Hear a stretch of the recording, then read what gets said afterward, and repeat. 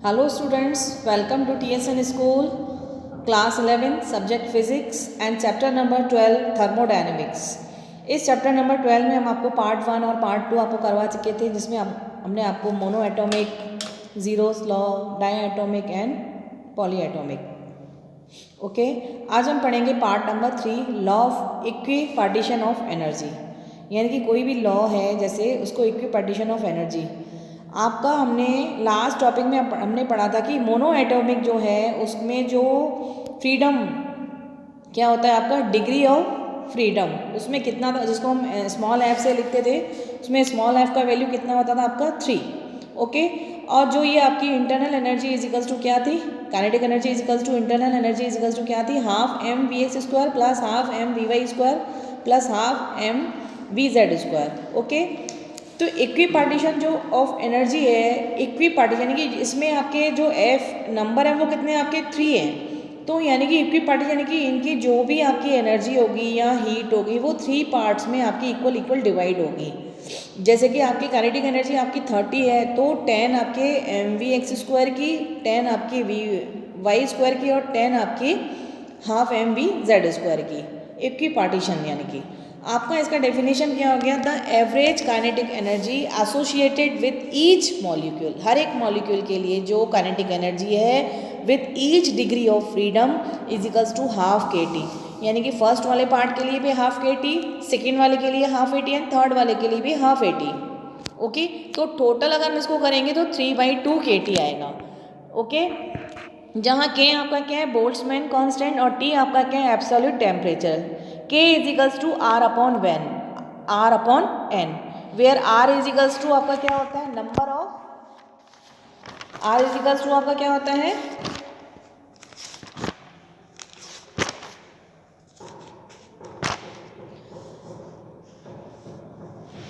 Are is equals to universal gas constant. R क्या आपका universal gas constant and N is Avogadro number, एवोगाड्रो संख्या, ठीक है, जिसका वैल्यू आपका फिक्स होता है। अब K is equals to R upon N ये आ गया, जहाँ where R is equals to universal gas constant and N is equals to Avogadro number. अब आपका जो एनर्जी है, इंटरनल एनर्जी या kinetic energy for one molecule, internal energy for one molecule is equals to क्या निकली थी आपकी 3 आपके 1/2 के टी, 1/2 के टी, 1/2 के टी, तो टोटल कितना हो गया 3/2 के टी। तो वन मॉलिक्यूल की जो आपकी इंटरनल एनर्जी है वो कितनी है आपकी 3/2 के जी। अब जो मोनो एटॉमिक मॉलिक्यूल्स हैं उसमें आपके F के नंबर कितने थे आपके 3, तो 3 की जगह हम F रख सकते हैं, तो F upon 2 K T. Internal energy for 1 mole is equals to आपका कितना आएगा 3/2 के टी इंटू, ये N है, V लिखा हुआ है, V नहीं है, ये N है, N, तो K इज इक्वल्स टू आपका क्या है R अपॉन N। तो n का क्या होगा, r का वैल्यू क्या होगा k इंटू एन, तो k इंटू एन को हमने क्या रख दिया r। सेकेंड वाले लाइन में हमने internal energy for 1 mole is equals to 3/2 RT। Okay, और 3 की जगह हम क्या सब्स्टिट्यूट कर सकते हैं f। मोनो एटॉमिक के लिए f का वैल्यू कितना होता है 3, तो f/2 RT। ओके, और n मोल्स के लिए क्या हो जाएगा, n का मल्टीप्लाई कर दें तो n F/2 RT, जो कि हमने सबसे देखिए ऊपर टॉप पे लिख रखा है internal energy for molecule F/2 के टी, एन मोल्स के लिए n into F/2 RT। Okay, one molecule के लिए आपका F/KT, एन मोल्स के लिए क्या हो जाएगा N/F2 RT। ऐसे ही आपका देखिए डाई एटॉमिक के लिए F इज इक्वल्स टू आपका क्या होगा 5। ओके, इसमें आपकी जो इंटरनल एनर्जी आती है 3 टर्म्स तो आपकी वही सेम आती हैं, V X square, V Y, 3 V Z. 2 terms आपकी आती हैं आई ओमेगा स्क्वायर और आई ओमेगा स्क्वायर, जिसमें आपकी एक्स की टर्म 0 थी, क्योंकि वो जो स्पिन था वो आपका उसी जगह स्पिन हो रहा था, उसी से रोटेट हो रहा था, तो वहाँ आर की वैल्यू क्या थी, बहुत ही स्मॉल थी। जहाँ I is equals to m r square, तो वहाँ पे जो मोमेंट ऑफ इनर्शिया क्या था आपका 0 हो गया था, इसलिए 2 टर्म्स ही आई थी। तो यानी कि इसमें टोटल टर्म्स आपकी कितनी बैठ रही हैं 5 बैठ रही हैं, यानी कि डिग्री ऑफ फ्रीडम कितनी हुई आपकी इसमें 5 टर्म्स आ गई। The average kinetic energy associated with each molecule with each degree of freedom is 1/2 kT। तो 1/2 kT, 1/2 kT, 1/2 kT 5 टाइम्स जब आप इसको प्लस करोगे तो 1 मॉलिक्यूल के लिए क्या हो जाएगा आपका 5/2 kT। ये वही लिख रखा है, K is a Boltzmann constant and T is a absolute temperature. तो 1 मॉलिक्यूल के लिए आपका जो internal energy for 1 molecules 5/kT। Diatomic molecule आपका इसमें F का वैल्यू कितना आपका 2 है, तो सॉरी 5 है, तो F 5 की जगह F रख सकते हैं। तो U diatomic molecule is equals to F/2 kT। Internal energy for 1 mole is equals to 5/2 kT into N। Okay, और K इंटू N को हम क्या लिख सकते हैं R। तो 1 मोल के लिए 5/2 RT is equals to F/2 RT। N mole के लिए क्या हो जाएगा, internal energy for N moles N into F/2 RT। 1 molecule के लिए F/kT डायो एटोमेटिक के लिए, और N मोल्स के लिए क्या हो जाएगा आपका डायो एटोमिकल फॉर मॉलिक्यूल, और डायो एटोमिक फॉर N मोल के लिए क्या हो जाएगा N into F/2 RT। Okay, ऐसे ही आपका देखिए internal energy for 1 molecule for a 1 degree of freedom 1/2 kT। Okay, F/kT 1 molecule के लिए, F/2 kT 1 मोल के लिए F/2 RT, N मोल्स के लिए N इंटू F/2 RT। इससे रिलेटेड क्वेश्चंस देखिए आप। Find the kinetic energy of 2 mole H2 at 300 Kelvin, जहाँ F इजिकल्स टू आपका क्या 5 है। ये आपका H2 है जो कि आपका क्या है डाई एटोमिक, और डाई एटोमिक में डिग्री ऑफ फ्रीडम का नंबर यानी कि F इजिकल्स टू कितना होता है 5। तो K equals to U equals to N moles के लिए N इंटू F/2 RT। तो N जो है वो आपका 2 मोल्स है, 2 मोल इंटू 5/2।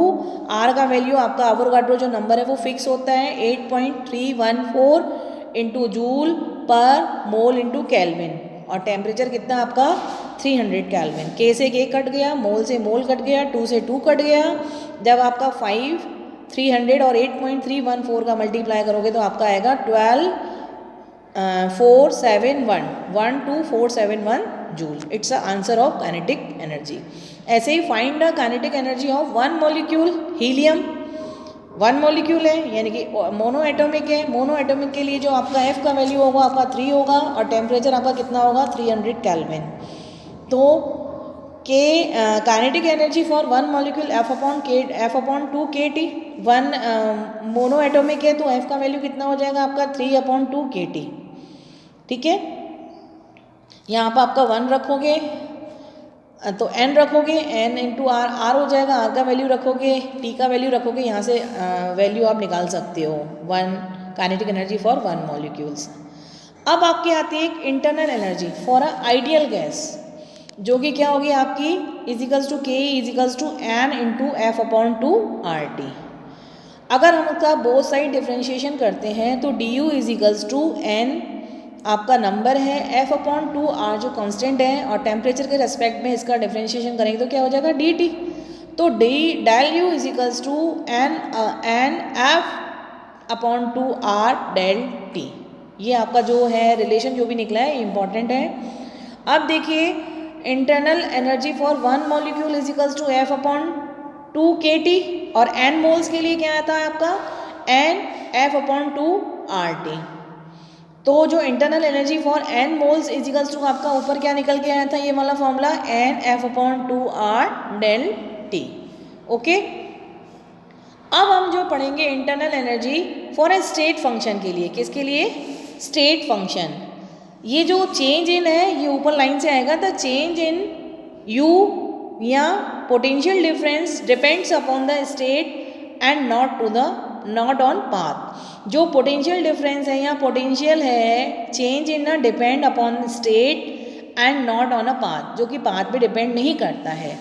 अब देखिए ये साइड में हमने फिगर बना रखा है, राइट हैंड साइड में आपने P1 प्रेशर, ये जो हम ग्राफ बना रहे हैं प्रेशर एंड वॉल्यूम के बीच में है। प्रेशर आपका P1 यहाँ से आपका ये पाथ एक जा रहा है, दूसरा पाथ भी आपको उसी वे में ही है, second number 1 number and second number लिखा है। यहाँ से P1 और V1, फिर ऊपर से देखेंगे आप P2 और V2, 2 पॉइंट्स हैं आपके। पाथ 1 भी आपका उसी में जा रहा है, पाथ 2 भी उसी तरफ जा रहा है, यानी कि दोनों क्या आपस में इक्वल हैं, जहाँ से स्टार्ट हो रहे हैं वहीं पे ही, जहाँ से इसमें क्या रहा है आपका इनिशियल पॉइंट से फाइनल पॉइंट में। इसके अगर आप पॉइंट्स निकालोगे, क्या निकालोगे, P1 V1 P2 V2, ठीक है ना। तो इसमें जो इनिशियल है ना, जो फाइनल पॉइंट्स होंगे वो आपस में क्या होंगे, इक्वल होंगे, यानी कि जो 1 वाले के लिए जो एनर्जी होगी वो इक्वल्स टू किसके लिए होगी, 2 वाले के लिए एनर्जी होगी, यानी कि फाइनल। और जो डिफरेंस होता है पोटेंशियल डिफरेंस का, या जो आपकी ये है change in potential energy, UF minus UI, final energy minus initial energy पे ही डिपेंड है, ये किसी पाथ पे डिपेंड नहीं है, पाथ पे डिपेंड नहीं करता। अब देखिए आपका हमने एक फिगर बना रखा है, A से स्टार्ट हुआ, B पे गया, B से फिर C पे, फिर C से D पे, फिर D से वापस A पे। इसको हम बोलते हैं साइक्लिक प्रोसेस हो रहा है। अब पोटेंशियल एनर्जी होती है पोटेंशियल एनर्जी क्या होती है, फाइनल टू इनिशियल, ठीक है। अब देखिए ये A से ही स्टार्ट हुई और A पे ही ख़त्म हुई, A B C D A से स्टार्ट हुई और A पे ही ख़त्म हुई, तो फाइनल और इनिशियल यानी कि UA माइनस UA दोनों क्या हो जाएंगे, आपस में कैंसिल आउट हो जाएंगे, तो क्या आ जाएगा आपका 0। लेकिन किसके लिए, फॉर ए स्टेट फंक्शन के लिए जो पोटेंशियल एनर्जी में चेंज है, यानी कि final energy minus initial energy, यानी कि starting point and ending point and starting point, ये आपका जो इसमें अगर साइक्लिक प्रोसेस आता है फॉर ए स्टेट फंक्शन के लिए, A से ही स्टार्ट हुआ, A पे ही ख़त्म हुआ, वहाँ पे आपके पोटेंशियल डिफरेंस की जो वैल्यू आती है वो कितनी आती है, 0 फॉर ए स्टेट फंक्शन के लिए। फॉर एन आइडियल केस आपका इसमें U equals to kinetic energy equals to FT। अब ये FT देखिए कैसे निकला, U इजिकल्स टू आपका जो N into F upon T, F upon 2R into del T आता है, तो ये जो ऊपर आपका फंक्शन ऑफ T का आएगा। लेकिन जो आइडियल गैस है आइसोथर्मल प्रोसेस के लिए, ये देखिए कांस्टेंट टेम्परेचर क्या होता है आपका, कांस्टेंट होता है, तो del T equals to 0 and del U equals to भी क्या हो जाएगा, 0। फॉर आइडियल गैस में आइसोथर्मल प्रोसेस में जो कांस्टेंट टेम्परेचर क्या होता है, आइसोथर्मल प्रोसेस में टेम्परेचर कांस्टेंट होता है, डेल T इजिकल्स टू 0 और डेल U इजिकल्स टू भी 0। इधर देखिए साइड में हमने राइट हैंड साइड में क्वेश्चन कर रखा है आपका पाथ 1 2, ओके, जो ये आपका प्रेशर और वॉल्यूम के बीच में है, वॉल्यूम आपका 1 मिलीलीटर है और जो प्रेशर है 1 ATM। इसमें आपको A और B के पॉइंट्स दे रहा है, इसमें देखिए 1 2 1 2 2 और नीचे जो वॉल्यूम है 2 और 4। अब अगर A के आप पॉइंट्स निकालोगे, A के पॉइंट्स आपके क्या आएंगे, एक तो 2 और दूसरा भी 2 और 2, और जो B के पॉइंट्स निकालोगे वो क्या आएंगे, 1 और 4, क्या आएंगे 1 और 4, यानी कि P1 V1 टेम्परेचर हो गया आपका, तो कितना आ रहा है आपका 4, P2 V2 निकाला तो 1 इंटू 4, यानी कि वो भी आपका कितना आया 4, यानी कि टेम्परेचर क्या है इसमें आपका कांस्टेंट है, टेम्परेचर क्या है आपका कांस्टेंट है, del U equals to final minus initial UB minus UA, temperature आपका कांस्टेंट है, टेम्परेचर कांस्टेंट है तो डेल U आपका क्या हो जाएगा यहाँ पे 0, क्या हो जाएगा आपका 0। ओके स्टूडेंट्स, तो टेम्परेचर कांस्टेंट पे आपका जो ऊपर U equals to K equals to function of T, यानी क्या हो जाएगा आपका फंक्शन ऑफ T। ये न्यूमेरिकल समझ में आ गया। ओके स्टूडेंट्स, इस टॉपिक को हम यहीं फिनिश करते हैं, आप स्टार्ट करेंगे इसी चैप्टर का पार्ट नंबर 4।